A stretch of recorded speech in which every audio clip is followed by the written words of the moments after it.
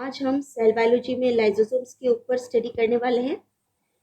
हमने न्यूक्लियस देखा, न्यूक्लियस के बाहर हमने एंडोप्लाज्मिक रेटिकुलम को देखा, फिर गोल्जी बॉडी को भी देखा।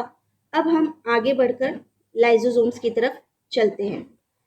जो आपकी सेल है, सेल में आप देखिए कि आपको ये जो स्ट्रक्चर है, ठीक है, यहाँ पर ये सेल में आपको यहाँ पर जो ये स्ट्रक्चर नज़र आ रहा है, जो ब्लू में मार्क्ड है, ठीक है, वो क्या है? लाइसोसोम्स है। वो लाइसोसोम्स है। लाइसोसोम्स को हम सुसाइडल बैग्स भी बोलते हैं, एटम बम्स भी बोलते हैं, क्योंकि इनके अंदर डाइजेस्टिव एंजाइम्स प्रेजेंट होते हैं, ठीक है, और हाइड्रोलेसिस प्रेजेंट होते हैं, और जिनकी वजह से क्या होता है, मटेरियल का जो होता है वो ब्रेक डाउन होता है। मतलब एक तरीके से ये स्टमक का काम करते हैं, डाइजेशन का काम करते हैं सेल के अंदर। तो जो लाइसोसोम है, lysosome is made up of two words, lysis जिसका मतलब होता है ब्रेक डाउन, और सोमा मतलब बॉडी। क्रोमोसोम्स में भी हमने देखा था क्रोमा और जोम, वैसे ही लाइजो और सोम। सोमा का मतलब होता है बॉडी और लाइसिस का मतलब होता है ब्रेक डाउन। तो वो बॉडी जिसमें कि मटेरियल का ब्रेक डाउन होता है। लाइसोसोम्स के बारे में सबसे पहले साइंटिस्ट डी ड्यू ने बताया था, ठीक है। लाइसोसोम्स के अंदर हाइड्रोलाइटिक एंजाइम्स प्रेजेंट होते हैं। हाइड्रोलाइटिक एंजाइम्स जो इंट्रासेलुलर और एक्स्ट्रा सेलुलर डाइजेशन के लिए रिस्पॉन्सिबल होते हैं। तो लाइसोसोम्स क्या है? Membrane bound dense granular globular structure containing hydrolytic enzymes और responsible for intracellular and extra cellular digestion.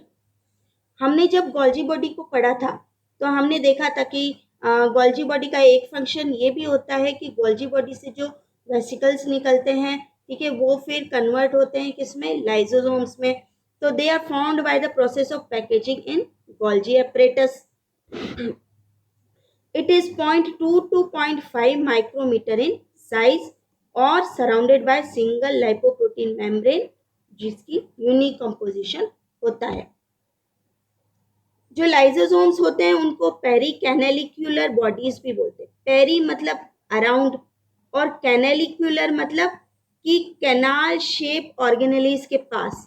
जैसे कि ये एंडोप्लाज्मिक रेटिकुलम है, उसका शेप भी कैनाल के जैसा है, ठीक है। आपने गोल्जी बॉडी देखी है, ये गोल्जी बॉडी और यहाँ पर ये आपके एंडोप्लाज्मिक रेटिकुलम, ये देखिए ये सब कैनाल की तरह, ठीक है, ये और यहाँ ये गोल्जी बॉडी कैनाल की तरह। तो ये लाइसोसोम्स को पेरी कैनालिकुलर बॉडी क्यों बोलते हैं? क्योंकि ये अराउंड कैनाल लाइक स्ट्रक्चर्स के पास पाए जाते हैं, जैसे कि एंडोप्लाज्मिक रेटिकुलम और गोल्जी बॉडीज, इसीलिए इनको पेरी कैनालिकुलर बॉडीज बोलते हैं। सुसाइडल बैग्स किस लिए बोलते हैं? क्योंकि भाई इनके अंदर हाइड्रोलाइटिक एंजाइम्स प्रेजेंट होते हैं, हाइड्रोलेसिस प्रेजेंट होते हैं, ठीक है। और अगर ये रप्चर हो जाए मेम्ब्रेन तो क्या होगा? एंजाइम्स बाहर हो जाएंगे और उससे सेल्स क्या होगा? सेल्स जो होगी उनकी डेथ हो जाएगी, इसलिए इनको सुसाइडल बैग्स भी बोलते हैं, डिमोलिशन स्क्वाड भी बोलते हैं, स्कैवेंजर ऑफ सेल्स भी बोलते हैं, ठीक है, डिस्पोजल यूनिट भी बोलते हैं और एटम बम्स भी बोलते हैं। तो कितने सारे नाम हो गए लाइसोसोम्स के? Peri canalicular bodies, suicidal bags, demolition squad, scavenger of cell, disposal unit और एटम बम्स, ठीक है। अब जो लाइसोसोम्स होते हैं कहाँ प्रेजेंट होते हैं? यूकैरियोटिक एनिमल सेल्स में प्रेजेंट है ये, ठीक है, एक्सेप्ट आरबीसीज, ठीक है, मैच्योर आरबीसीज, ठीक है, और ये साइटोप्लाज्म में फ्रीली प्रेजेंट होते हैं। Lysosomes occur freely in the cytoplasm. अब they are found in most abundant numbers, ठीक है, जहाँ पर एंजाइमेटिक एक्टिविटी जो होगी ज़्यादा होगी। They are found in most abundant in numbers in cells related to enzymatic activity, जैसे कि liver cells, pancreatic cells, kidney cells, spleen cells, leucocytes और मैक्रोफेजेस। तो liver cell, pancreatic cell, kidney cell, spleen cell, leucocyte, macrophages में ये abundant number में पाया जाएगा, जहाँ पर एंजाइमेटिक एक्टिविटी होगी वो ज़्यादा होगी।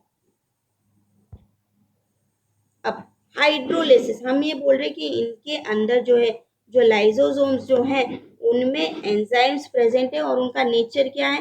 हाइड्रोलाइटिक, एसिडिक हाइड्रोलाइसिस बोलते हैं हम उनको, ठीक है। तो एक्स्ट्रा या इंट्रा सेलुलर मटेरियल के डाइजेशन के लिए या डिग्रेडेशन के लिए, ठीक है, लाइसोसोम्स में एंजाइम्स प्रेजेंट होते हैं, उनका नाम हाइड्रोलेसिस होता है। और इनका हाइड्रोलेस नाम क्यों पड़ा है? क्योंकि विच कॉज क्लीवेज, ठीक है, ये डिग्रेडेशन कॉज करते हैं by addition of water molecules. Hydro मतलब वाटर, ठीक है। तो for degradation of extra and intracellular material, lysosomes are filled with enzymes called hydrolysis, which cause cleavage of substrates by addition of water molecule, ठीक है। और most of the lysosomal enzymes function in acidic medium, ठीक है। जो normal range होता है वो 7 होता है पीएच का, लेकिन उससे अगर कम है तो वो क्या है? एसिडिक मीडियम है, ठीक है। It contains variety of enzymes. कुछ होते हैं जैसे प्रोटीएसेस, प्रोटीएसेस वो होंगे जो कि प्रोटीन्स को डाइजेस्ट करेंगे, लाइपेसेस जो कि लिपिड्स को डाइजेस्ट करेंगे, एमाइलेज जो कार्बोहाइड्रेट्स को डाइजेस्ट करेंगे, वैसे ही न्यूक्लियसेस जो न्यूक्लिक एसिड को डाइजेस्ट करेंगे, और फॉस्फेटेज और सल्फेटेसेस। अब ये अपना जो लाइसोसोम है, फॉर एग्जांपल ये एक लाइसोसोम है, ठीक है, ये लाइसोसोम है, ये अंदर एसिडिक मीडियम कैसे बनाता है अपना, ठीक है। हमने यहाँ पर लिखा कि enzyme function in the acidic medium. अब ये एसिडिक मीडियम कैसे बनाता है कि भाई आप देखिए कि ये साइटोजोल है, उसका पीएच है 7, ठीक है। और यहाँ पर आप देखिए लाइसोसोम है, उसके अंदर पीएच है 5, मतलब एसिडिक है, ठीक है। अब ये एसिडिक मीडियम कैसे बनाया? इस प्रोटोन पंप की वजह से, ठीक है, हाइड्रोजन आयन पंप की वजह से, ठीक है। तो यहाँ पर क्या होगा? हाइड्रोजन आयन अंदर आएंगे और यहाँ पर हाइड्रोजन आयन के कंसंट्रेशन जो होगा वो बढ़ जाएगा। और हाइड्रोजन आयन का कंसंट्रेशन बढ़ना मतलब कि एसिडिक मीडियम का बढ़ना। तो lysosome membrane has a hydrogen proton pump, जैसा कि आप इस स्ट्रक्चर में देख रहे हो कि इस मेम्ब्रेन में आपको हाइड्रोजन प्रोटोन पंप दिख रहा है, which is responsible for maintaining pH conditions of the enzyme. The acidic medium maintained by proton pump, है ना, that pumps H ion inside the lumen, ठीक है, H ion inside the lumen ensures the functionality of the lysosomal enzyme। और pH lysosome का होता है 5। तो इस हाइड्रोजन प्रोटोन पंप की वजह से हाइड्रोजन आयन जो होंगे वो अंदर पंप होंगे और उसकी वजह से जो होगा एसिडिक मीडियम जो होगा वो मेंटेन रहेगा। अब कि भाई अंदर तो एसिडिक मीडियम है, तो इससे लाइसोसोम को कोई हानि क्यों नहीं हो रही है? तो इससे बचने के लिए तो मेम्ब्रेन कंटेन्स हाईली ग्लाइकोसाइलेटेड, यहाँ पर आप देखिए ग्लाइकोसाइलेटेड मेम्ब्रेन ट्रांसपोर्ट प्रोटीन यहाँ पर आपको प्रेजेंट है, ठीक है, जिनको हम बोलते हैं lysosomal associated membrane protein LAMP या lysosomal integral membrane protein LIMP, ठीक है, लैम्प और LIMP, lysosomal associated membrane protein और लाइसोसोमल इंटीग्रल मेम्ब्रेन प्रोटीन। ये प्रोटेक्ट करती है मेम्ब्रेन को from attack by the numerous hydrolytic enzymes retained inside, ठीक है। इनकी वजह से मेम्ब्रेन जो होती है वो प्रोटेक्टेड रहती है। और ये कहाँ होते हैं? LAMPs and LIMPs form a coat on the inner surface of the membrane, जो कि इनको लाइसोसोम्स को लाइसोसोम की मेम्ब्रेन को प्रोटेक्ट करेगी, ठीक है। और जो हाइड्रोलाइटिक एंजाइम्स है उनसे इनको बचाएगी। They protect the membrane from attack by the numerous hydrolytic enzymes retained inside. अब हम लाइसोसोम का स्ट्रक्चर देखते हैं। भाई जो लाइसोसोम जो है वो पॉलीमॉर्फिज्म शो करता है। पॉलीमॉर्फिज्म मतलब कि ये अलग अलग स्ट्रक्चर्स के रूप में आपको दिखेगा कि प्राइमरी लाइसोसोम है, सेकेंडरी लाइसोसोम है, टर्शरी लाइसोसोम है और एक होता है ऑटोफेगिक लाइसोसोम। तो जो प्राइमरी यहाँ पर आपको यहाँ पर सेक्शन में दिखा है ये लाइसोसोम है। अब इसका ये आप मैग्नीफाइड व्यू देखिए कि भाई ये जो प्राइमरी लाइसोसोम है, आप ये देखिए गोल्जी बॉडी से बनी ये लाइसोसोम, ठीक है। अब लाइसोसोम जो ये प्योर फॉर्म में है ये होगी क्या? प्राइमरी लाइसोसोम, ठीक है। अब हमने ये बोला कि प्राइमरी लाइसोसोम जो है ये डाइजेशन का काम करती है। कोई भी मटेरियल आया है तो उसके जो एंजाइम्स होंगे, हाइड्रोलाइटिक एंजाइम्स होंगे, वो उस मटेरियल को डाइजेस्ट करेंगे। तो यहाँ आप देखिए कि फूड वैक्यूल एंडोसाइटोसिस के थ्रू अंदर आया है और ये प्राइमरी लाइसोसोम से फ्यूज हुआ है। यहाँ पर आप देखिए, तो जब ये फ्यूज हुआ तो ये हो गया सेकेंडरी लाइसोसोम। ठीक है, सेकेंडरी लाइसोसोम हो गया। प्राइमरी लाइसोसोम प्योर फॉर्म में, ये किसी के साथ फ्यूज्ड नहीं है, इसके अंदर एंजाइम्स प्रेजेंट है जो इनएक्टिव फॉर्म में। लेकिन जब ये प्राइमरी लाइसोसोम किसी फूड वैक्यूल से या फिर किसी और फॉरेन पार्टिकल से जब फ्यूज होगा तो इसके एंजाइम्स जो होंगे वो एक्टिवेट हो जाएंगे और वो कहलाएगा क्या, सेकेंडरी लाइसोसोम। ठीक है, अब इसके अंदर क्या हो गया, डाइजेशन हो गया। तो डाइजेशन होने के बाद ये क्या हो गया, टर्शरी लाइसोसोम या रेसिडुअल लाइसोसोम। जब इसके अंदर क्या है, वेस्ट मटेरियल पड़ा है। ठीक है, वेस्ट मटेरियल पड़ा है और ये वेस्ट मटेरियल क्या है, ये एक्सोसाइटोसिस के थ्रू बाहर आ जाएगा। ठीक है, और इसके अलावा होता है एक ऑटोफेगिक लाइसोसोम, जिसमें क्या होता है कि जो लाइसोसोम्स होते हैं वो अपने ही सेलुलर कंपोनेंट्स के, फॉर एग्जांपल कि माइटोकॉन्ड्रिया कोई इंजर्ड हो गया है या ओल्ड हो गया है, ठीक है, या फिर किसी की मात्रा ज्यादा है उसे कम करना है, तो उनको क्या करेंगे, वो डाइजेस्ट करेंगे, मतलब अपनी खुद की सेल्स के कुछ कंपोनेंट्स को वो डाइजेस्ट करेंगे। इसीलिए उसको हम क्या बोलते हैं, ऑटोफेगोसोम या ऑटोलाइसोसोम्स। ठीक है, तो हमने डायग्राम में ये एक बार देख लिया है। अब हम देखते हैं पॉलीमॉर्फिक सेल ऑर्गेनली कौन सा है, लाइसोसोम। ये कितने टाइप का हो सकता है, 4 टाइप्स का। प्राइमरी लाइसोसोम क्या बताया था, स्मॉल सेक लाइक, ठीक है, डायरेक्ट बड स्ट्रक्चर जिनमें एंजाइम प्रेजेंट है, ठीक है, और गोल्जी बॉडी से ये डेवलप हुए हैं। ठीक है, और ये सिंपली स्टोरेज ग्रेन्यूल्स और स्टोरिंग एंजाइम्स। ठीक है, इसके बाद में आते हैं अपन सेकेंडरी लाइसोसोम पर, formed by the fusion of primary lysosome with phagosome. ठीक है, ये प्राइमरी लाइसोसोम और ये फेगोसोम जो है ये फ्यूज हुए हैं यहाँ पर, प्राइमरी लाइसोसोम और फेगोसोम।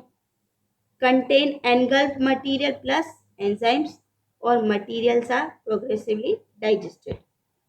फिर टर्शरी लाइसोसोम या रेसिडुअल लाइसोसोम। ठीक है, अब डाइजेशन के बाद आफ्टर कंप्लीट डाइजेशन खाली वेस्ट अनडाइजेस्टेड मटेरियल रहता है लाइसोसोम के अंदर, और डाइजेस्टेड मटेरियल जो होगा वो डिफ्यूज हो जाएगा साइटोसोल में। ठीक है, और जो रेसिडुअल लाइसोसोम वो एक्सोसाइटोसिस के थ्रू जो भी वेस्ट मटेरियल होगा उसको बाहर निकाल देगा।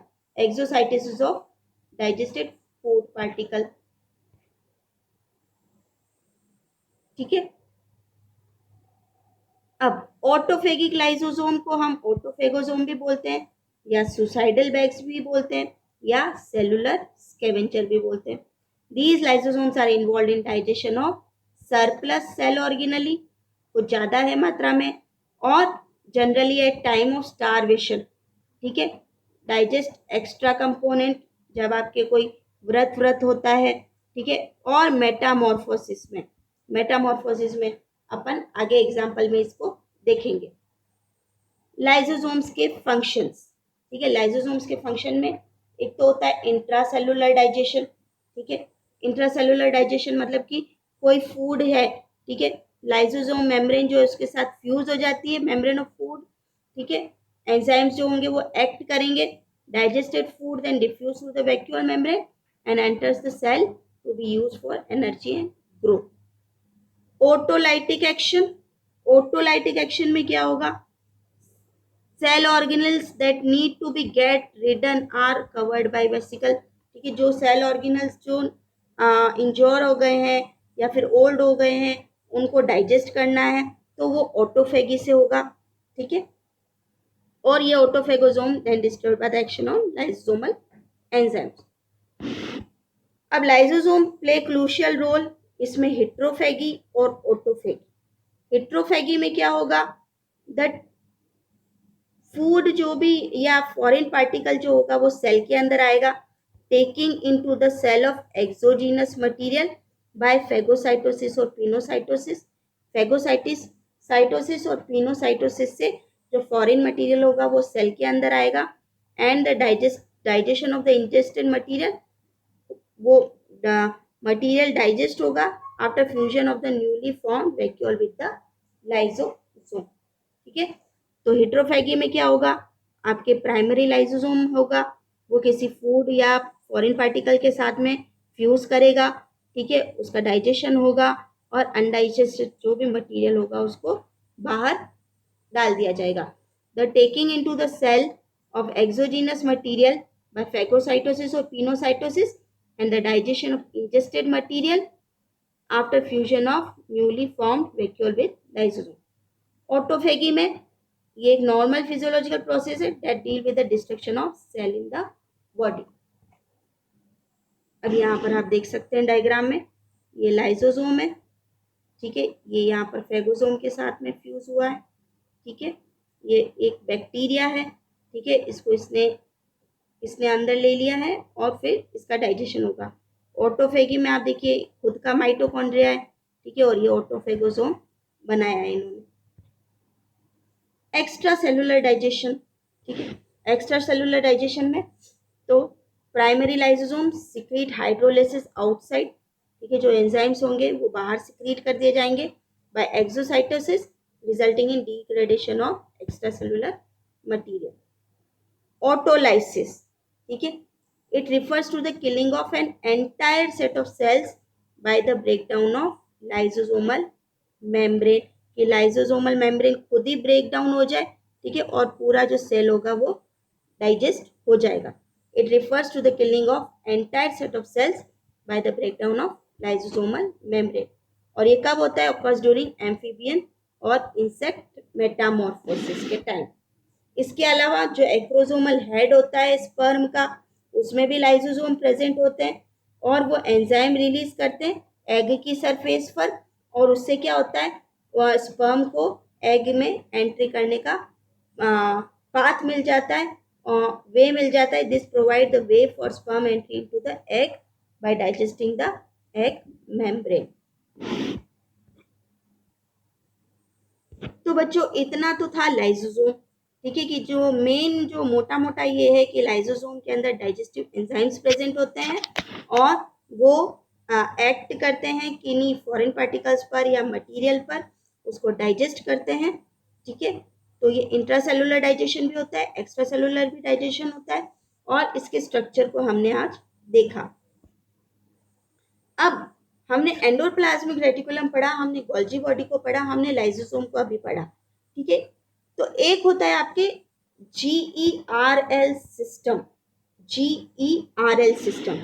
तो G for Golgi body, ER for endoplasmic reticulum और L फॉर लाइसोसोम, ठीक है। G का मतलब क्या है, गोल्जी बॉडी, ER का मतलब एंडोप्लाज्मिक रेटिकुलम और L का मतलब क्या है, लाइसोसोम। तो बेटा ये सब क्या है, आपस में कनेक्टेड है। आपने देखा होगा कि हमने जब पढ़ा था तो एंडोप्लाज्मिक रेटिकुलम ये दो टाइप की होती है, रफ एंडोप्लाज्मिक रेटिकुलम और स्मूथ एंडोप्लाज्मिक रेटिकुलम, ठीक है। जो आपके एंडोप्लाज्मिक रेटिकुलम होती है वहां से जो भी मटेरियल होता है, ठीक है, वो निकलता है किसके थ्रू, वेसिकल्स के थ्रू, ठीक है। और ये वेसिकल्स में क्या होता है कि सिक्रीशंस मटेरियल प्रेजेंट है, ठीक है, ये फ्यूज करते हैं किसके साथ, गोल्जी बॉडी के साथ में फ्यूज करते हैं, ठीक है।